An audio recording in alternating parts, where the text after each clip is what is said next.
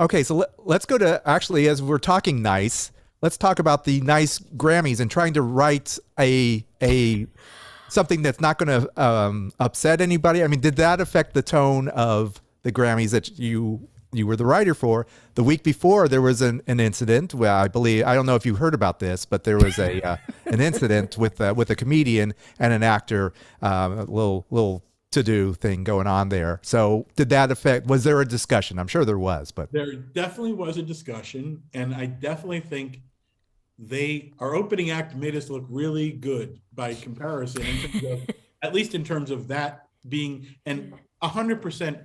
Trevor Noah is one of the smartest and most like astute host, and also there's no garbage, there's no BS. I think he's so smart. I don't know if you saw him at the correspondence the dinner, but correspond. I was going to mention that as well. It was like two different tones to yeah, the Grammys and he, the White House correspondence dinner He was reads the different. room. but he is. Yeah. I'm just such a fan, and uh, I don't know if I told you this. Did I tell you the story of how I ended up bringing him into the Grammy world by a grand cosmic accident? I need to hear this. Please tell. 4 years ago or 5 years ago, when the Grammys were in New York for the year, I don't know if you remember, James Corden was hosting, and I was getting on the plane, and I had argued for years, let's present the comedy award, because it's like, if we want to add more fun, let's actually give out the comedy award. So I got permission. Yes, we're going to. Ken Ehrlich at that point said, yes, we can do it. I said, we're going to New York. Let me see if we can get Trevor Noah to present it, because I've been a fan for years. I don't know if you've read his book, Born a Crime.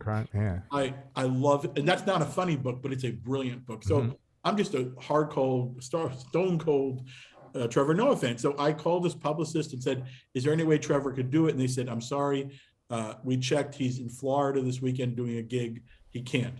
I go to pack for New York. I go with my nephew to the airport. He's also going to New York, and he is flying with me. We're in JetBlue Mint, which was good.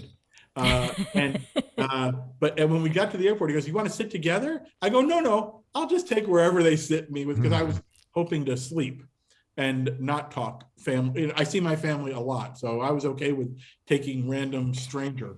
The random stranger next to me was Trevor Noah, and I am, as much as a pain in the ass name dropper as you know me to be, I don't like to bother people. Like on a plane, I would never. So I just sat there, and then about three quarters of through the flight, I'm watching the football game, I think, and he starts talking about the game, and we start talking, and then I say, "Hi, my name's David. I'm actually flying for the Grammys. I'm so sorry you couldn't join us Sunday."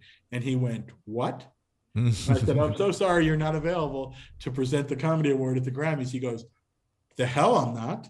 He goes, "I'm going to Florida on Friday for a gig, and I was going to come back Sunday night and swim, but if you're telling me," his publicist had not passed on the news, and he was like, Yeah. "I'm going to fly back Sunday morning, and I definitely would love to present this. That'd be a thank you." So as we left the plane, I'm like texting like the producer and talent booker going, "Do not book anyone else." And he's saying his publicist, "Why did you not tell me that I was invited to the Grammys?" Yeah. But that Oh was my God.